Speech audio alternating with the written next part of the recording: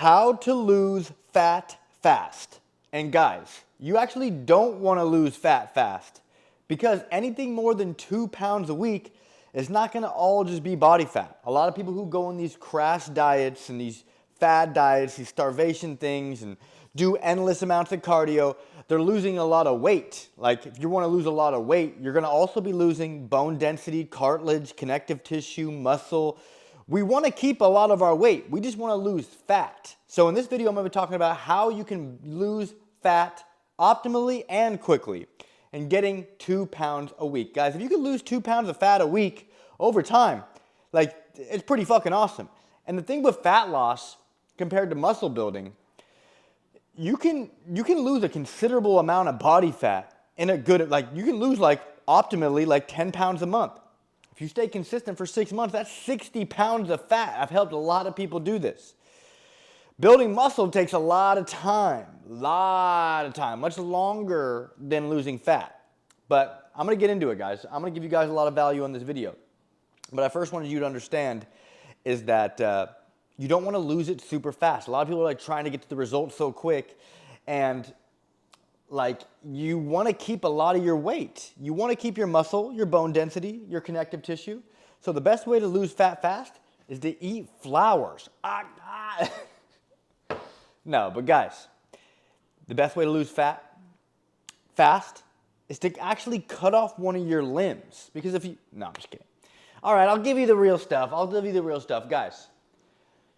Tracking your calories and protein is what matters, okay? That's actually what matters. So we're gonna have to talk about that first. You need to find an app or a way or a coach that can help you track your calories and protein consistently, because if you're not doing that, then you're just kind of guessing, okay? And if you're guessing, like what the fuck is even the point of putting the effort in?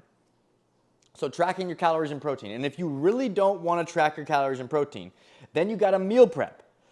Me and my clients either do one or the other or both. If you're really trying to get efficient and we're really trying to get results, I have my clients meal prep and track their calories and protein.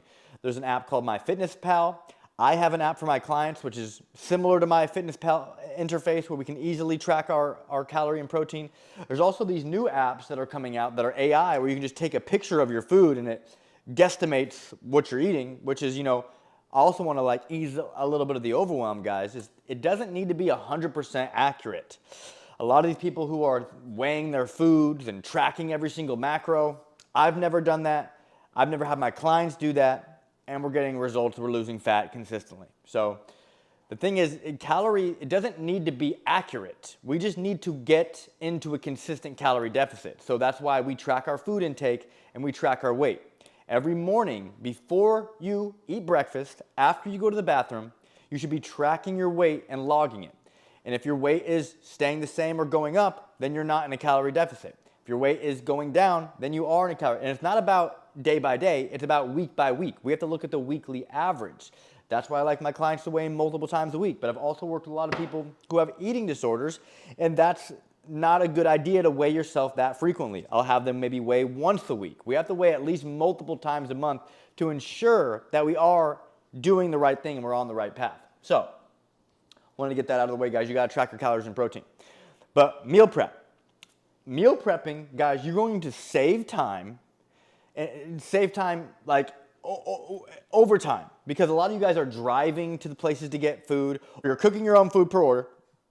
And that takes a lot more time in isolation. If you can dedicate like 1 hour a week in the kitchen to prep some of these meals, you're gonna be saving much more time and much more money. If you guys have ever bought in my cookbook, shout out to a lot of you guys, I know you've gotten my cookbook. A lot of my meals in my cookbook are less than $2 a meal.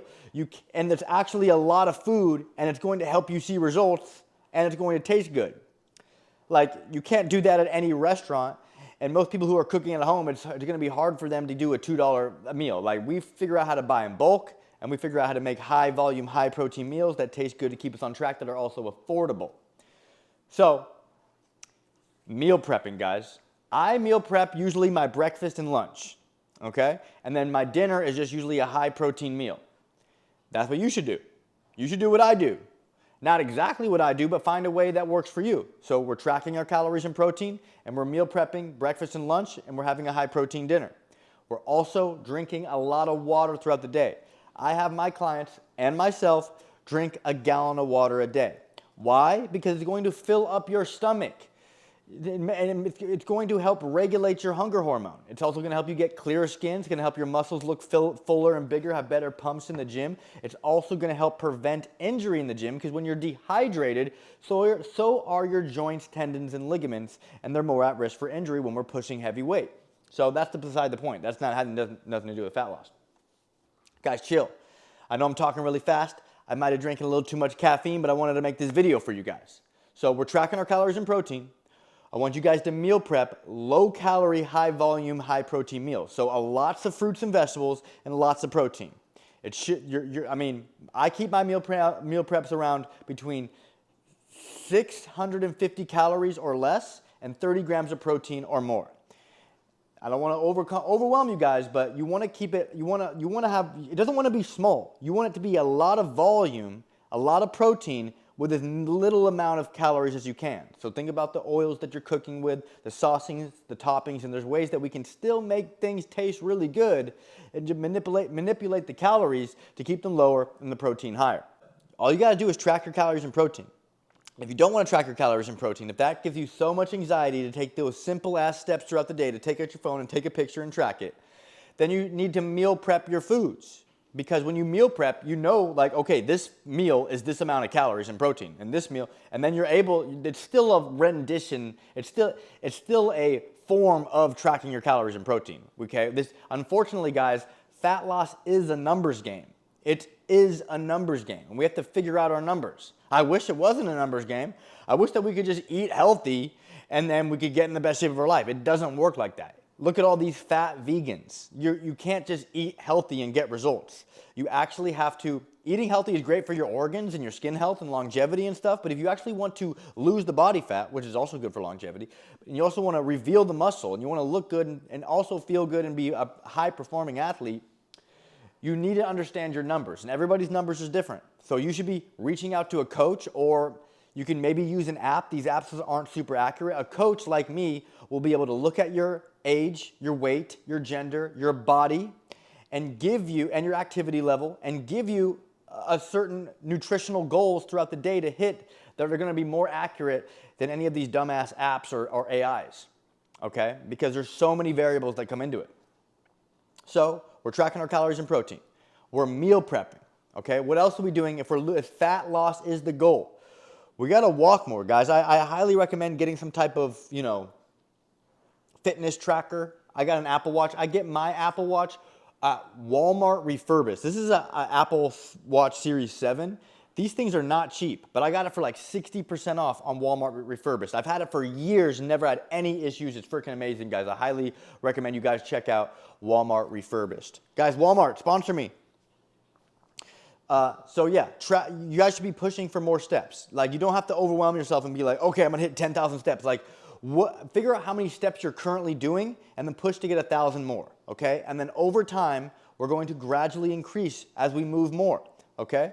I try to get my clients upwards to close to 10K, but sometimes it depends on who you are as an individual, your body type, your genetics, your fat distribution, like how many steps that you should be getting, but you should be trying to figure out how much steps that you're putting in currently, and then try to push to get 1,000 more, okay? Just shoot for 1,000 more than what you're currently doing. Because, I mean, even saying this give me a little anxiety. Like, you have to move more or eat less, okay?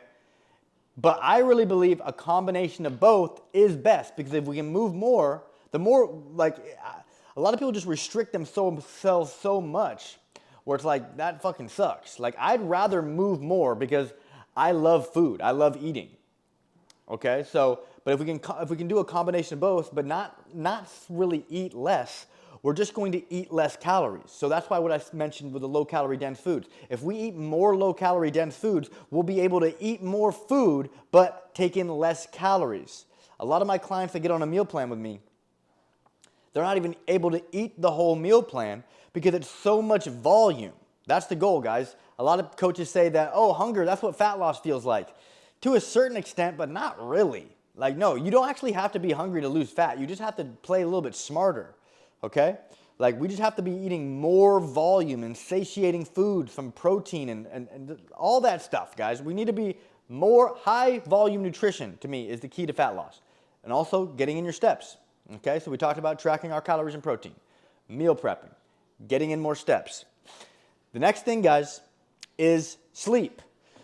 We're actually, a big bottleneck I see when people are trying to lose fat is they're doing everything right, but their sleep is off. Like, you need to have good sleep. Like, you need to be getting at least 7 hours of good sleep, because when you're sleeping, that's when your body changes.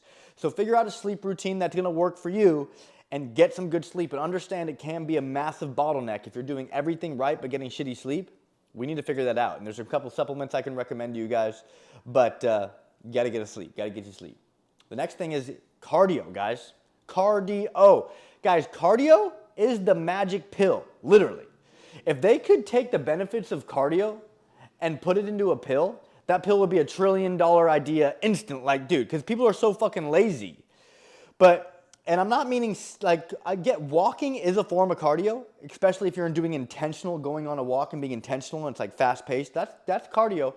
But when I'm talking about cardio right now, I'm talking about like going on the Stairmaster, elliptical, cycle, swimming, basketball, doing some type of form of cardio consistently, because that's going to get your heart rate up. That's going to have your body moving more. And cardio is what actually makes you fit. A lot of these bodybuilders are people who have a lot of muscle, a lot of strength, and they can move a lot of weight, but they can't run a fucking mile. You aren't fit just because you have muscle. Like, the cardio is what turns you into an athlete, guys.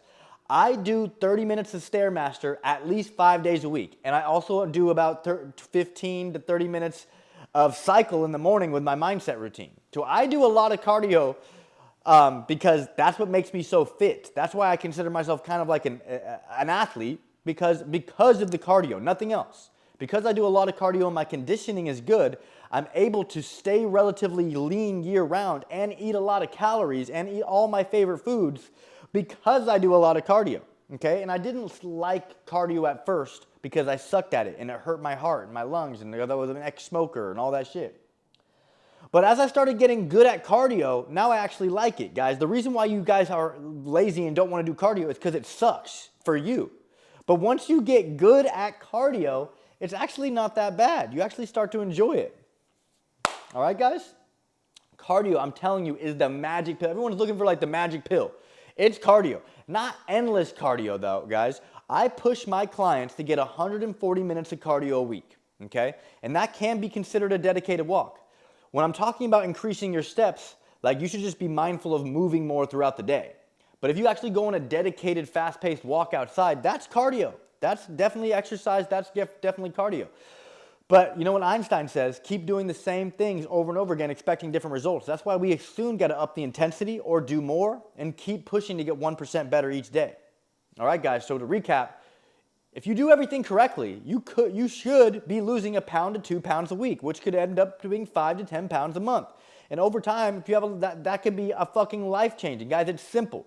The last thing that I forgot to mention is mindset. When you're doing all these things, guys, when you're doing the meal preps, when you're tracking the calories, when you're doing the cardio, when you're on your walks, when you're trying to get more steps, when you're trying to get better sleep, when you're doing all these things, you have to make sure that your self-talk is positive. Because if it's not, if your self-talk is anxious and negative while you're doing these things, you're habitually constructing someone that associates pain with this stuff that makes you better. Okay, with the stuff that helps you get closer to your goals. So even though it doesn't feel natural, you have to force in positive self-talk. There's a combination of words that you can tell yourself that'll make you feel proud and give you dopamine in that moment. So to recap here, guys, track your calories and protein. Find a way that's not overwhelming for you to do it, okay? Meal prep. I highly recommend meal prepping your breakfast, lunches. And if you want to do the dinners too, that's fine. I have a lot of clients that do that. Getting your steps up. Get your steps up, ho. And sleep. You need good sleep, all right? And implementing cardio. Guys, we didn't talk about muscle building. We're talking about fat loss specifically. To do it the right way, the optimal way, the lifestyle way, the way that you could do hopefully for a long term, okay? Because if you stop doing these things, you might gain the body fat back. Don't just go after the result. Go after the lifestyle. Go after the individual. You want to be fit for life. So if you can figure out how to have positive self-talk around all these things, you're actually going to enjoy doing these things, and it's just going to be a part of your fucking lifestyle. And guys, if you want help creating a plan, if you want help maybe changing your lifestyle, the game plan, the accountability, you want to work with me one-on-one, schedule a call in my bio on YouTube or reach out to me on Instagram. Let's talk more about your goals. But guys, if you did get value from this video, do me a massive freaking favor. Subscribe, like, comment, and I'll see you guys in the next video. Peace.